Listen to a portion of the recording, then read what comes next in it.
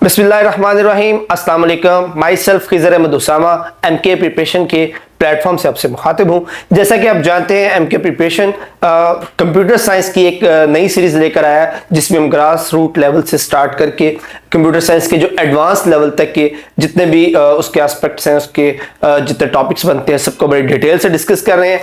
आज के सेशन में हम बात करेंगे डिजिटल सिटीजनशिप की, जहां पर कंप्यूटर साइंस का टेक्निकलिटीज़ है, वहीं पर चूंकि ये इंटरनेट से एसोसिएट होने के बाद पूरी दुनिया के अंदर ओपन है, लोग पूरी दुनिया में इंटरनेट के जरिए एक दूसरे से अटैच हैं, तो इसलिए डिजिटल सिटीजनशिप का जो टॉपिक है ये उतना ही एक बर्निंग इशू और बर्निंग टॉपिक बन चुका हुआ है, जो इस वक्त all world leaders are thinking about it कि इसको किस तरह से मैनेज किया जा सके। तो स्टार्ट करते हैं आज का ये सेशन। स्टार्ट करेंगे हम एथिक्स से।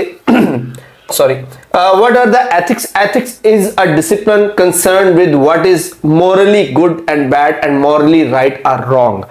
सिंपली अगर एक एग्जांपल से स्टार्ट करें, अगर कोई शख्स अपनी एक सीट पर बैठा हुआ है और वो उठकर किसी काम के लिए गया और आप उसकी सीट पर बैठ गए और वो वापस आता है, तो obviously you feel guilt, you feel this thing that you did a wrong.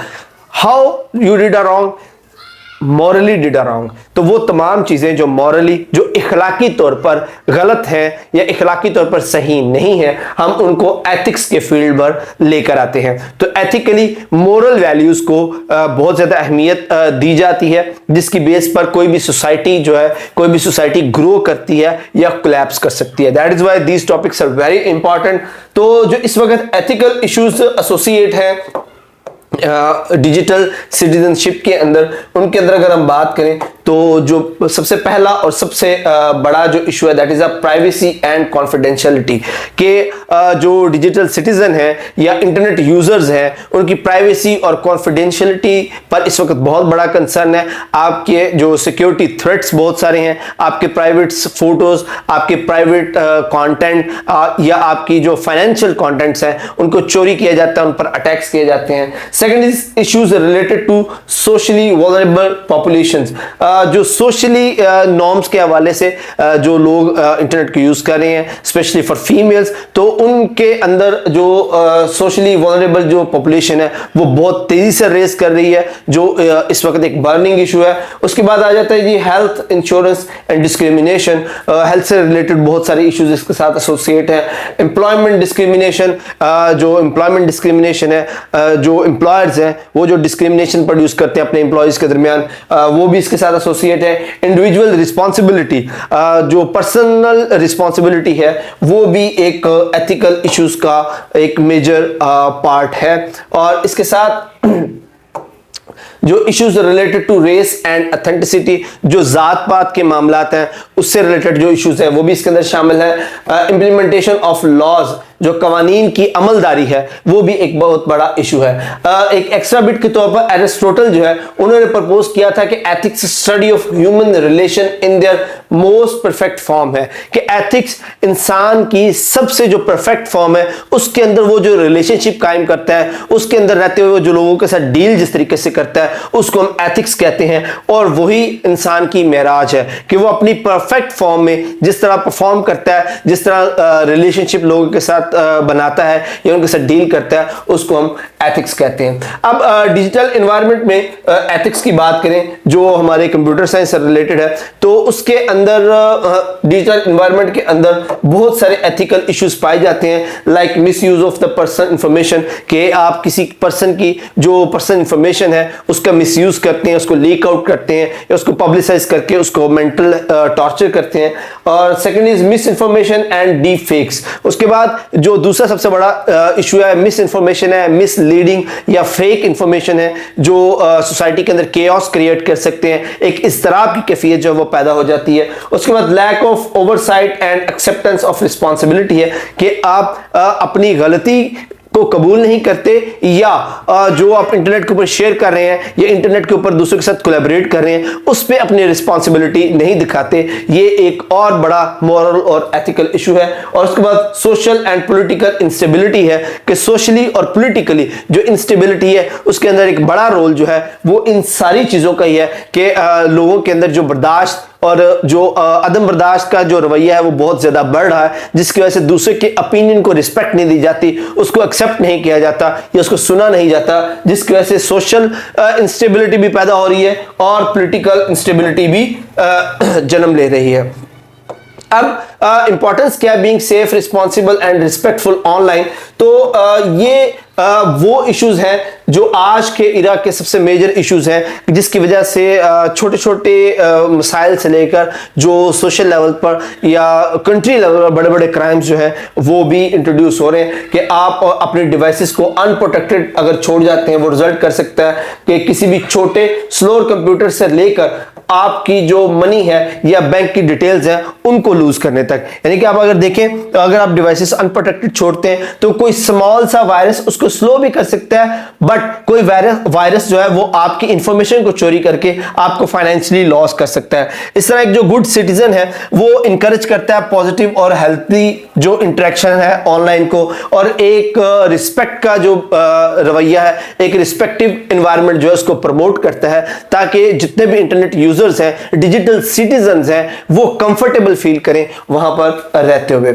अब इसी तरह जो डिजिटल सिटीजनशिप है, जिस तरह एक कम्युनिटी के अंदर रहने वाला पर्सन उसका सिटीजन कहलाता है, इस तरह हर वो पर्सन जो डिजिटल स्किल्स को अडैप्ट करता है टू पार्टिसिपेट इन सोशल और पॉलिटिकल एक्टिविटीज, वो एक डिजिटल सिटीजन है। और डिजिटल सिटीजन किसी एरिया या किसी कंट्री या किसी सिटी के साथ सिर्फ एसोसिएट नहीं होता, डिजिटल सिटीजन ग्लोबली पूरी दुनिया के साथ कनेक्टेड होता है। सो दैट इज वाई उसकी रिस्पॉन्सिबिलिटी या उसकी इररिस्पॉन्सिबिलिटी वो एक ग्लोबल इंपैक्ट का बायस बन सकती है। सो डिजिटल सिटीजन जो है वो एक बहुत ही रिस्पॉन्सिबिलिटी वाला काम है कि अगर आप ऑनलाइन रहते हुए कुछ शेयर करते हैं, कुछ डिस्कस करते हैं, किसी से कोई बात करते हैं, इंटरेक्ट करते हैं, कम्युनिकेट करते हैं, that must be with responsible and ownership.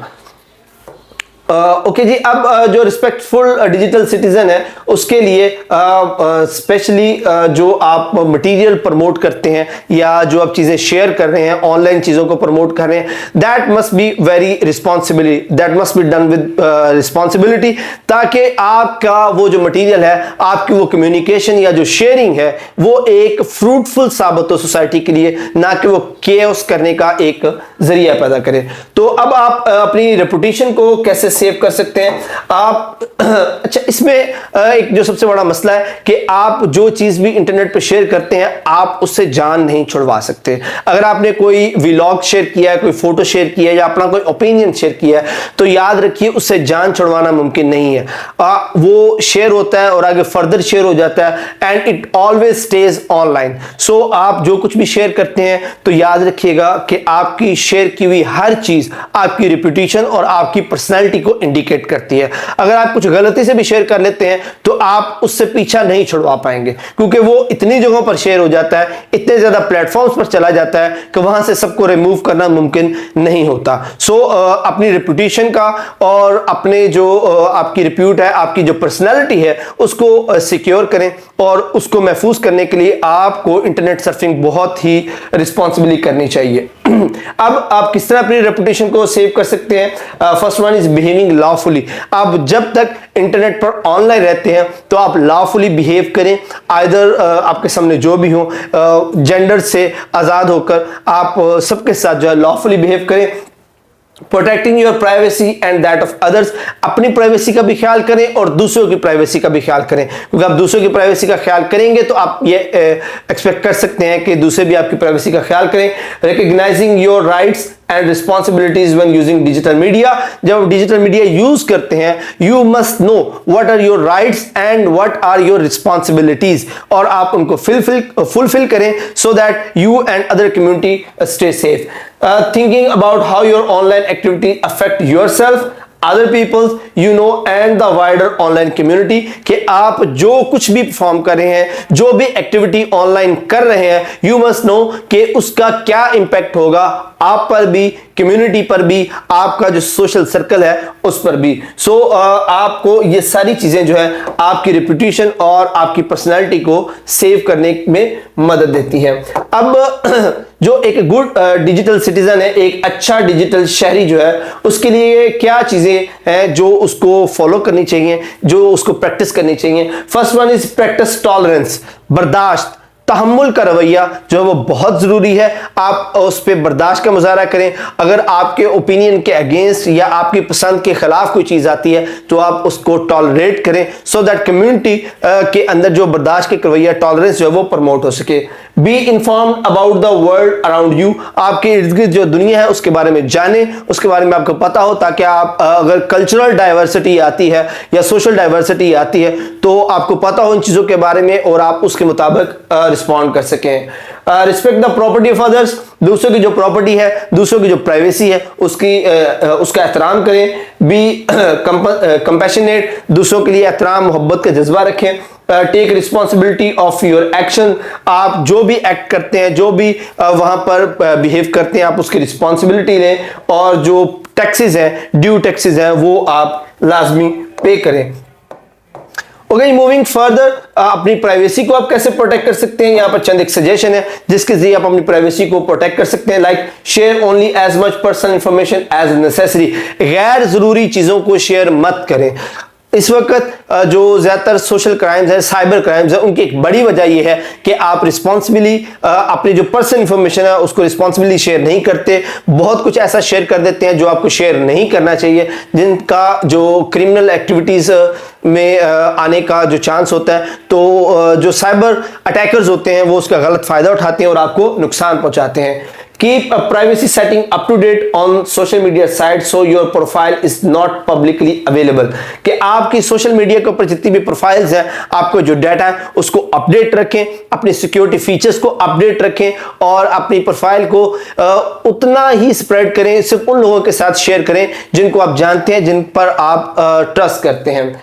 Keep passwords private, अपने पासवर्ड किसी के साथ भी शेयर ना करें। Passwords are meant to be secured only with you, तो उनको सिर्फ अपने तक जो है वो महफूज रखें, दूसरों के साथ किसी सूरत में भी शेयर ना करें। Check the location settings and services on smartphones, tablets and apps, जब आप आईसीटी डिवाइसेस यूज करते हैं तो जो उसकी लोकेशन सेटिंग है उसको बड़ी एहतियात के साथ ऑन और ऑफ करें, ताकि आप खुद को और अपने इर्द गिर्द रहने वाले लोगों को सेव कर सकें।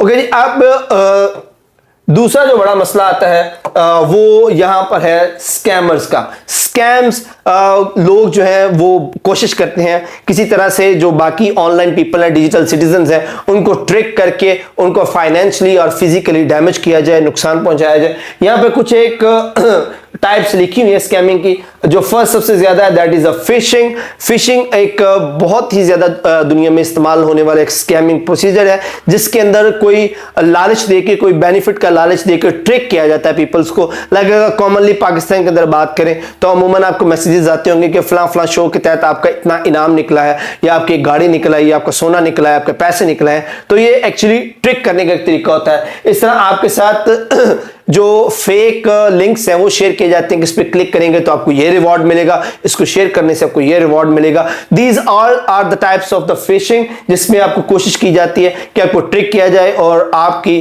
जो फाइनेंशियल इंफॉर्मेशन है उसको चोरी करके आपको फाइनेंशियल नुकसान पहुंचाया जाए। देन हमारे पास आ जाती है फेक वेबसाइट। फेक वेबसाइट्स के अंदर बहुत सारी कॉमन शॉपिंग वेबसाइट है। साइबर क्रिमिनल्स जो है वो शॉपिंग वेबसाइट डेवलप करते हैं जिसका बेसिकली किसी भी शॉपिंग जो प्लेटफॉर्म है उससे कोई राब्ता या कोई कनेक्शन है, उससे कोई लेना देना नहीं होता। जब इन फेक वेबसाइट पे आप शॉपिंग करने की कोशिश करते हैं तो वो आपकी जो फाइनेंशियल आइडेंटिटी है, फाइनेंशियल क्रेडेंशियल्स हैं, उनको चोरी करते हैं और आपको फाइनेंशियली नुकसान पहुंचाते हैं। और उसके बाद टेक सपोर्ट स्कैम्स है। टेक सपोर्ट स्कैम्स क्या होते हैं? इसके अंदर आपके पास फेक जो टेक सपोर्ट एजेंट्स है वो आपको कॉल्स करते हैं कि हम फलां फलां एजेंसी से या फलां फलां कंपनी से बात कर रहे हैं, आप किस डिवाइस में, कंप्यूटर में, टैबलेट में, मॉडर्न में कोई प्रॉब्लम है, हम उसको ठीक करना चाहते हैं, आप हमारे साथ कोऑपरेट करें। और इस तरह से वो आपकी पर्सनल इंफॉर्मेशन लेने की कोशिश करते हैं। जब वो आपकी पर्सनल इंफॉर्मेशन ले लेते हैं तो वो आपको डिफरेंट तरीकों से नुकसान पहुंचाने की कोशिश करते हैं। तो ये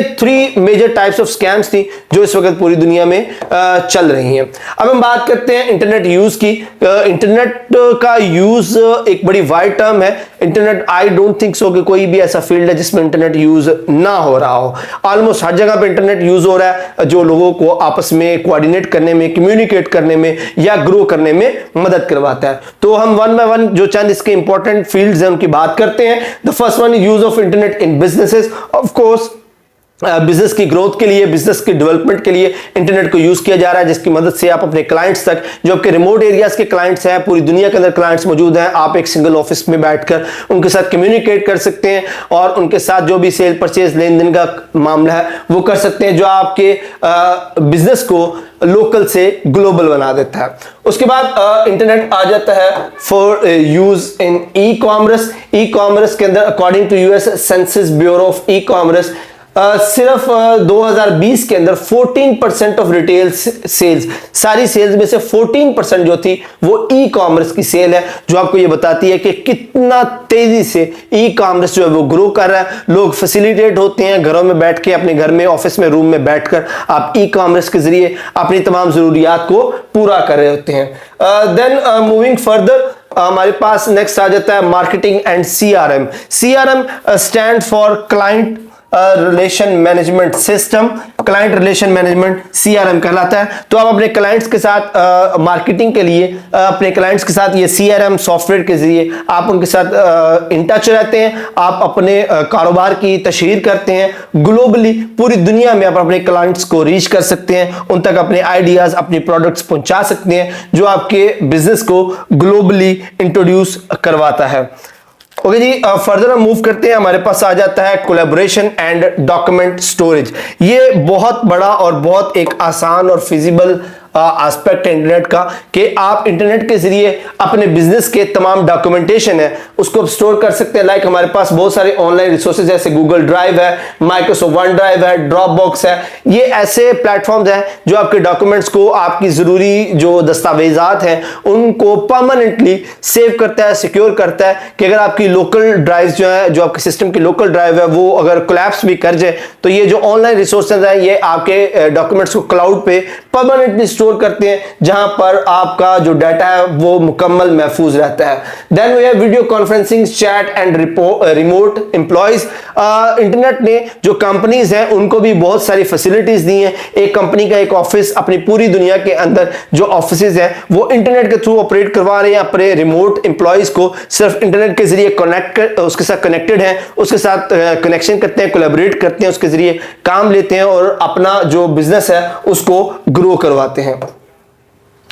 उसके बाद use of internet in social networking. I think सबसे ज्यादा इस्तेमाल जो इंटरनेट का हो रहा है वो सोशल नेटवर्किंग की बहुत सारी साइट्स है, जैसे फेसबुक, ट्विटर, इंस्टाग्राम, पिंटरेस्ट, बहुत सारे जो प्लेटफॉर्म है जहां पर आप सोशली पूरी दुनिया के लोगों के साथ इंटरेक्ट करते हैं, उनसे बातचीत करते हैं, अपना कल्चर या अपनी बाकी जो चीजें उनके साथ शेयर करते हैं, अपनी खुशियां या त्यौहार उनके साथ मनाते हैं, जिसके जरिए एक जो पूरी दुनिया ग्लोबल विलेज बन गई है। आप पूरी दुनिया में लोगों के साथ इजीली जो है वो कनेक्ट रह सकते हैं। इसके साथ साथ जो इंटरनेट है वो इंटरटेनमेंट के लिए भी यूज हो रहा है। लाइक बहुत सारे टीवी चैनल्स हैं, बहुत सारे ऑनलाइन चैनल्स हैं जिसमें यूट्यूब की वीडियोस हैं, पॉडकास्ट है, म्यूजिक स्ट्रीमिंग्स है, और उसके अलावा बहुत सारी चीजें हैं, न्यूज नेटवर्क्स हैं, इंटरटेनमेंट इंडस्ट्री के ड्रामा चैनल्स हैं, मूवीज हैं। ये सारी चीजें जो है इंटरटेनमेंट के लिए आप उसको इंटरनेट को यूज कर सकते हैं।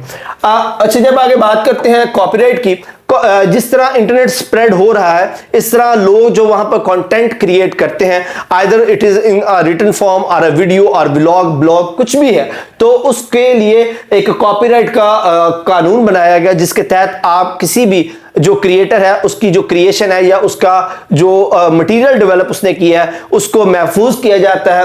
वो कॉपीराइट लॉ के अंडर लाकर वो सारी चीजें उस बंदे के साथ एसोसिएट होती हैं। आप उसके कंसेंट के बगैर वो चीजें पब्लिश नहीं कर सकते। अगर करते हैं तो आप लॉफुली एक इलीगल क्राइम, एक क्राइम को कमिट करते हैं, जिसकी काफी सारी इस हवाले से सजाएं भी हैं।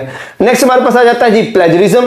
प्लेजरिज्म एक्चुअल में ये होता है कि आप किसी दूसरे का आइडिया या उसका काम को अपना बनाकर प्रेजेंट करते हैं, किसी दूसरे के काम को अपना बनाकर प्रेजेंट करना प्लेजरिज्म कहलाता है। प्लेजरिज्म के बहुत सारी टाइप्स हैं, वन बाय वन देखते हैं। सबसे पहले आ जाता है ग्लोबल प्लेजरिज्म। ग्लोबल प्लेजरिज्म वो होता है जिसमें आप किसी का एंटायर टेक्स्ट, कंप्लीट काम एज इट इज पकड़कर अपना बना के प्रेजेंट कर दें, इसको ग्लोबल प्लेजरिज्म कहते हैं। देन आ जाता है पैराफ्रेजिंग प्लेजरिज्म। इसके अंदर आप क्या करते हैं, आप किसी का आइडिया या उसका जो वर्क है वो चोरी करते हैं और उसको थोड़ा सा रिफ्रेश करके, थोड़ा सा उसमें हल्की फुल्की चेंजेस करके उसको प्रेजेंट कर दें, इसको पैराफ्रेजिंग प्लेजरिज्म कहा जाता है। उसके बाद है patch work plagiarism. Patch work में आप क्या करते हैं, आप डिफरेंट साइट से, डिफरेंट रिसोर्सेज से पैराग्राफ, लाइंस, कॉलम्स, टेबल्स वगैरह को वहां से उठाते हैं और उन सबको कंबाइन करके एक नई फाइल बना के आप उसको शेयर कर देते हैं, इसको हम पैच प्लेजरिज्म कहते हैं। उसके बाद हमारे पास लास्ट में है सेल्फ प्लेजरिज्म। सेल्फ प्लेजरिज्म का मतलब ये होता है कि आप ऑलरेडी जो काम कर चुके हैं, जो ऑलरेडी काम पब्लिश कर चुके हैं, आप उसको पकड़ते हैं, उसको थोड़ा बहुत रीअरेंज करते हैं और फिर उसी को ही दोबारा नया काम कह के पब्लिश कर देते हैं, इसको सेल्फ प्लेजरिज्म कहते हैं। उसके बाद हमारे पास पायरेसी है। पायरेसी के अंदर क्या होता है, ये जो कॉपीराइटेड मटेरियल है, यानी कि वो सारा मटेरियल जिसको कॉपीराइट के तहत सिक्योर किया गया, जैसे बुक्स हैं, कंप्यूटर प्रोग्राम्स हैं, फिल्म्स हैं, अगर आप इनको रिप्रोड्यूस करें illegally without the consent of the owner, तो इसको हम पायरेसी कहते हैं। ये क्रिमिनल वायलेंस है जिसकी काफी सारी सजाएं हैं। उसके बाद आ जाता है जी डिजिटल मीडिया बाइस।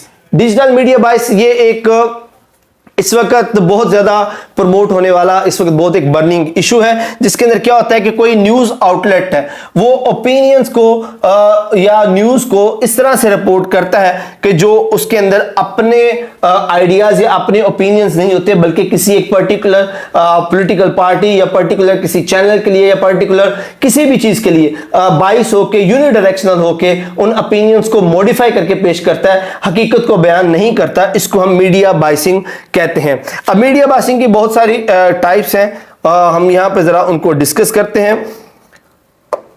उसमें जो पहला आ जाता है वो है स्लैंट बाइस। स्लैंट बाइस, स्लैंट भी एक्चुअली बाइस का ही वर्ड यूज किया जाता है, जिसके अंदर आप रिपोर्टिंग या जो ब्लॉग्स बना रहे होते हैं या जो रिपोर्ट कर रहे हैं वो आप एक्चुअली उस तरह नहीं होता जिस तरह आप उसको रिपोर्ट करते हैं, बल्कि किसी स्पेसिफिक चीज को प्रमोट करने के लिए उसको जरा तोड़ मरोड़ कर पेश करते हैं। उसके बाद सेंसेशनलिज्म बाइसिंग है। सेंसेशनलिज्म बाइसिंग के जरिए आप किसी चीज को या किसी बयान को या किसी भी रिपोर्ट को इमोशनली उसको बहुत ज्यादा प्रमोट करते हैं, एक हाइप क्रिएट कर देते हैं जो एक पर्टिकुलर ओपिनियन को या एक पर्टिकुलर पार्टी को या पर्टिकुलर पीपल को या पर्टिकुलर चैनल को सपोर्ट करता है। उसके बाद स्टोरी चॉइस बाइस है, जिसके अंदर आप कहानियां बनाते हैं, किसी एक स्पेसिफिक गोल को अचीव करने के लिए उन कहानियों को प्रमोट करते हैं। इसका वर्ड चॉइस बाइस है, लाइक आपको कोई वर्ड्स जो हैं आप उनको पर्टिकुलरली सिलेक्ट कर लेते हैं कि आप इनको बयान नहीं करेंगे या इनको प्रमोट नहीं करेंगे, रिगार्डलेस ऑफ दैट कि वो सही है या गलत है, आप उन वर्ड्स को बैन कर देते हैं। ये वर्ड बाइसिंग कहलाता है। उसके बाद ओमिशन बाइसिंग है, आप जो रियल आइडियाज है, जो हकीकत होती है, उनको आप ओमिट कर देते हैं, उनको स्किप कर देते हैं और जो हकीकत है उसको पूरी तरह से बयान नहीं करते, इसको ओमिशन बाइसिंग कहते हैं। और जो मीडिया बाइसिंग है, ये न्यूज और स्टोरीज को इस तरह से एडिट करके जो अपना ओपिनियन है, एक पब्लिक ओपिनियन है, उसको इंपैक्ट करने की कोशिश करता है, उसको इन्फ्लुएंस करने की कोशिश करता है। ओके जी। उसके बाद इंपॉर्टेंस ऑफ अनबाइस्ड मीडिया, ये बहुत जरूरी है अगर आप चाहते हैं कि आपकी नेशन, आपकी कम्युनिटी जो है वो हकीकत से आगाह रहे, उनमें इत्तेहाद कायम रहे या वो एक सही डायरेक्शन की तरफ मूव करें, तो आपके पास अनबाइस्ड मीडिया का होना बहुत जरूरी है, ताकि लोग खुद से डिसाइड कर सकें what is the wrong and what is right. But जो बाइस्ड मीडिया है वो लोगों के ओपिनियन को चेंज करने की कोशिश करता है, उनके थॉट को अफेक्ट करने की कोशिश करता है, इसलिए बाइस मीडिया जो है वो हमेशा नुकसान पहुंचाता है किसी भी कम्युनिटी या कंट्री को। तो आप बाइस मीडिया से कैसे अवॉइड कर सकते हैं? Number 1 is provide multiple perspective on news and issues to empower the reader. कि आप न्यूज के जो मल्टीपल उसके एस्पेक्ट हैं या उसके व्यूज हैं उनको सबको लोगों के सामने या उनका जो रीडर है या उनकी जो ऑडियंस है उनके सामने प्रेजेंट करें and let them decide what is good good and what is bad. Strengthen our media literacy skills, कि आपका जो मीडिया उसको आप लिटरेट करें, उनको स्किलफुल करें, उनको एम्पावर करें, सो दैट कि उनका जो माइंड सेट है वो ग्लोबली ग्रो करे।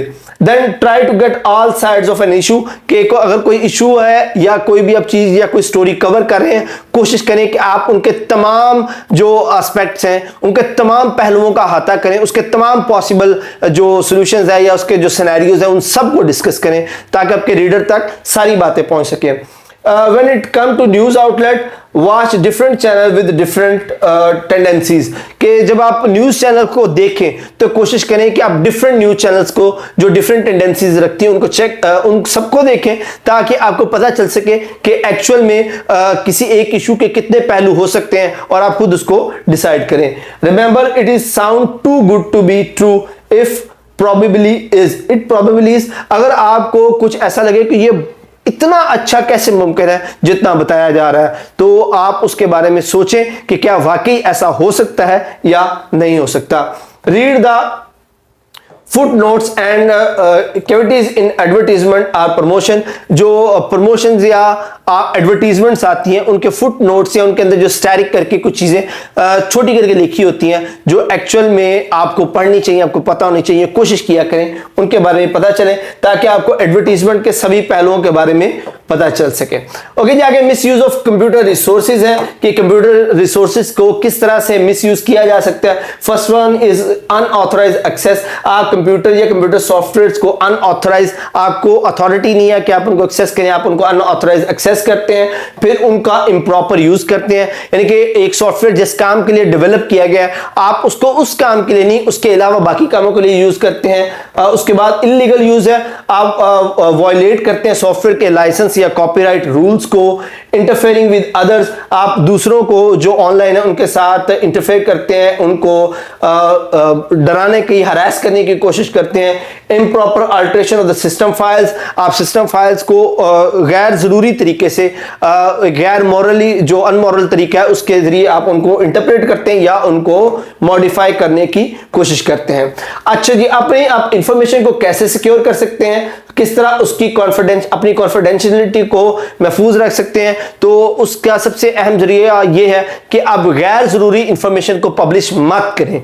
आपके जो पासवर्ड्स हैं, आपके जो पर्सनल कंटेंट है, आपका जो मटेरियल है या आप जो कुछ भी ऑनलाइन आपके पास मौजूद है उसको अपने तक रखें, किसी के साथ शेयर मत करें। और कोई ऐसी चीज जिसके बारे में आप श्योर नहीं है, उसके रिसोर्स के बारे में नहीं जानते या उसकी शेयरिंग का इंपैक्ट क्या होगा उसके बारे में नहीं जानते, उसको शेयर ना करें, उसके अंदर इन्वॉल्व ना हो। अब यहां पे कुछ स्ट्रेटजीज हैं किस तरह से आप अपने आप को सेव कर सकते हैं। यहां पर कुछ स्ट्रेटजीज जो है वो बताई गई हैं। Number 1 is pick strong and unique password. आपके जितने भी जो प्लेटफॉर्म्स हैं, जितने भी आपकी सब्सक्रिप्शंस हैं, जितने भी आपके अकाउंट्स हैं, उनके पासवर्ड्स इस तरह से बनाएं जो इजीली गैसेबल ना हो, उनको डिफरेंट बनाएं, combination of letters and numbers and जो उसके डिफरेंट कॉम्बिनेशन इस तरह के बनाएं जो इजीली गैसेबल ना हो। उसके बाद use VPN. VPN stand for virtual private networks. कोशिश करें कि वीपीएन को यूज करें जो आपकी आइडेंटिटी को सिक्योर रखता है, आपकी आइडेंटिटी को रिवील नहीं होने देता, आपकी लोकेशन को रिवील नहीं होने देता। कोशिश करें जब आप इंटरनेट यूज कर रहे हो तो जो VPNs हैं उनको यूज करें। Avoid clicking online links and attachment in emails. ऐसी किसी भी ईमेल को या अटैचमेंट को या लिंक को क्लिक ना करें जिसके बारे में आप श्योर नहीं है कि वो क्या है, या जिसके बारे में आपको जरा सा भी डाउट है कि ये कोई पॉसिबल स्पैम हो सकता है, कोई पॉसिबल फिशिंग ट्रिक हो सकती है। उसको क्लिक मत करें, उसको ओपन मत करें, उसको शेयर मत करें, आप बिल्कुल उससे अवॉइड करें। ओके जी, नेक्स्ट हमारे पास जो मजीद इसके बारे में, log out of any website properly. अब जब भी किसी वेबसाइट के ऊपर अपना अकाउंट यूज करते हैं तो उसको प्रॉपरली लॉग आउट करें, कभी भी उसको लॉग इन मत छोड़ें ताकि कोई भी उन तक इलीगली एक्सेस ना कर सके। उसके बाद यूजर ब्राउजर इनकॉग्निटो मोड। तो अगर आप वीपीएन यूज नहीं कर सकते तो कोशिश करें कि ब्राउजर का इनकॉग्निटो मोड जो है वो यूज करें, क्योंकि उसके अंदर जो आपकी हिस्ट्री है या आपका जो डाटा ऑटो रीडेबल डाटा होता है वो उसमें रीड नहीं होता। इससे भी आप खुद को महफूज रख सकते हैं। Keep your anti malware up to date. आपका जो एंटी वायरस या एंटी मैलवेयर यूटिलिटी प्रोग्राम्स हैं उनको अपडेट रखें, उनको टाइम टू टाइम अपडेट करते रहें ताकि लेटेस्ट सिक्योरिटी फीचर उनके अंदर इंस्टॉल होते रहें और आपका जो डाटा है वो सिक्योर रहे। उसके बाद be careful what you share online, क्या आप ऑनलाइन जो कुछ भी शेयर करते हैं उसके बारे में कॉन्शियस रहें। कोई भी ऐसी चीज शेयर मत करें जो आपके लिए और या आपके घर वालों के लिए, आपके दोस्तों के लिए नुकसानदेह साबित हो। कभी भी प्राइवेट बातें, आपकी पर्सनल चीजें जो है वो इंटरनेट पे शेयर मत करें। ओके जी, अब हम देखते हैं जो इन सारे मामलात की वजह से इंटरनेट के ऊपर जो पॉसिबल इश्यूज रेज हो रहे हैं, जो पॉसिबल मसाइल पैदा हो रहे हैं उनके बारे में। तो फर्स्ट वन जो सबसे ज्यादा और बड़ा मसला है that is depression and anxiety. Too much use of the social networking site can create anxiety, जो आपके ब्रेन को रिलैक्स नहीं होने देता। हाइपर एक्टिविटी की वजह से आपका ब्रेन जो है वो इस तरह के हार्मोन रिलीज करता है जो आपके अंदर एंग्जाइटी जैसे और डिप्रेशन जैसे मसाइल जो वो क्रिएट करता है, जो इन द लॉन्ग टर्म आपको सीरियस किस्म के हेल्थ इश्यूज बना सकता है। उसके बाद साइबर बुलिंग, इंटरनेट के ऊपर तंग करना, टॉर्चर करना, पर्सनल इंफॉर्मेशन को लीक करना या किसी को ब्लैकमेल करना, ये सारा कुछ साइबर बुलिंग के अंदर आता है। ये बहुत ज्यादा वायरल हो रहा है because of people are not sensitive about sharing the things on social media. आप सोशल मीडिया पर बगैर सोचे समझे चीजें शेयर करते हैं और लोग उसका गलत फायदा उठाकर आपको टॉर्चर या तंग करने की कोशिश करते हैं, जिसकी वजह से आपके मेंटल और फिजिकल हेल्थ जो है वो डैमेज हो सकती है। उसके बाद जो तीसरा मोस्ट स्प्रेडिंग प्रॉब्लम जो है that is FOMO, that fear of missing out. Fear of missing out ये एक लत है, एक बीमारी है जो ट्रेंड्स को फॉलो करने वाली, कि आपको हर वक्त ये फील आती रहती है कि आप किसी से पीछे ना रह जाएं। अगर कोई ट्रेंड शुरू हुआ है या कोई नया काम शुरू हुआ है और आपके ज़हन में हर वक्त ये रहता है कि मैं उसको जल्दी से जल्दी फॉलो कर लूँ, उस काम को जल्दी से जल्दी पकड़ लूँ, लोग जो कर रहे हैं मैं जल्दी से जल्दी मैं भी वैसे करूँ ताकि मैं कम्युनिटी का हिस्सा रहूँ। मुझे जो कोई ये न मत कहे कि आपने इस ट्रेंड को फॉलो नहीं किया या आप इसको पकड़ नहीं सके।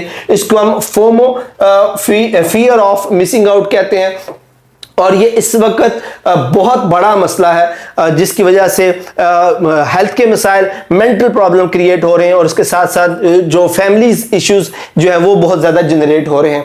नेक्स्ट है अनरियलिस्टिक एक्सपेक्टेशंस। आप बहुत सारे प्लेटफॉर्म्स को यूज़ करते हैं जिनकी ऑथेंटिसिटी के बारे में आपको पता नहीं होता और मोस्टली अकाउंट बनाते वक्त हम उनकी जो पॉलिसीज़ हैं या उनके जो लॉज हैं उनको नहीं पढ़ते एंड जस्ट उसको ओवरकम कर देते हैं। तो उसके अंदर फिर बाद में हमारी एक्सपेक्टेशन उनके साथ डिफरेंट होती हैं, बट वो जो वेबसाइट या प्लेटफॉर्म है वो हमारा जो डाटा है उसको अपने फायदे के लिए इस्तेमाल करते हैं जो हमारे लिए नुकसानदेह साबित हो सकता है। तो इसलिए ये जो अनरियलिस्टिक एक्सपेक्टेशंस है इनके लिए आप जिस भी प्लेटफॉर्म को यूज करें, first go through their license and जो भी उसकी टर्म्स एंड कंडीशन है उसको गो थ्रू करें, उसके बाद आप उसको एक्सेप्ट करें। और उसके साथ साथ आप कोई भी इस तरह का मटेरियल जो है वो शेयर मत करें जो आप रिलाय कर सकते हो इन प्लेटफॉर्म्स के ऊपर। उसके बाद अनहेल्दी स्लीप पैटर्न्स है, ये एक बहुत बड़ा कॉमन इशू है कि आप इतना ज़्यादा सोशल मीडिया को एक्सप्लोर करते हैं कि आप अपने आप को या सोने का वक्त जो है वो प्रॉपर नहीं दे पाते, जिसकी वजह से सीरियस हेल्थ इश्यूज बनते हैं।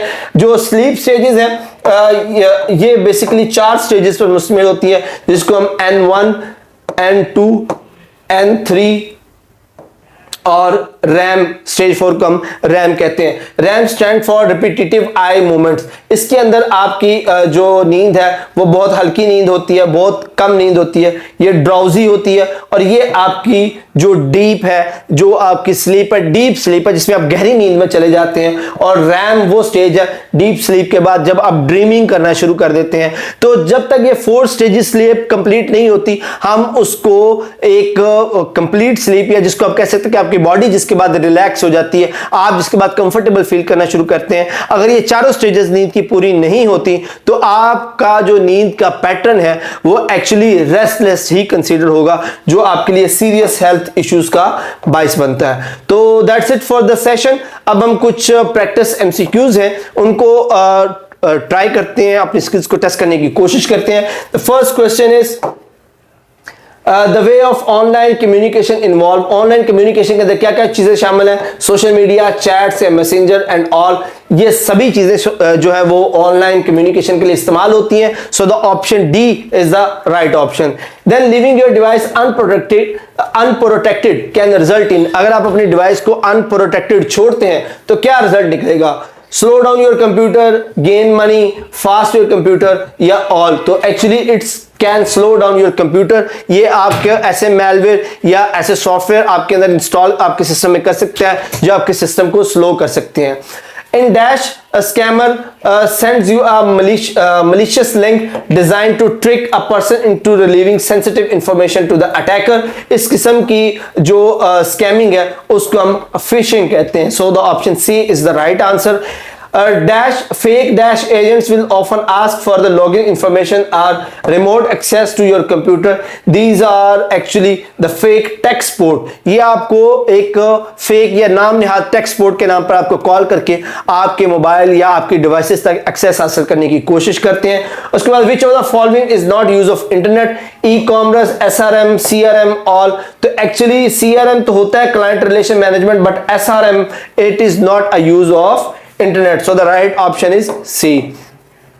ओके जी, नेक्स्ट हमारे पास है CRM स्टैंड फॉर। CRM का मतलब क्या होता है? CRM actually client relationship management. So the option B is the right answer. Next, the term dash refers to the use of internet based social media site, it is called a social networking. Social networking के अंदर हम internet based social media इस्तेमाल करते हैं।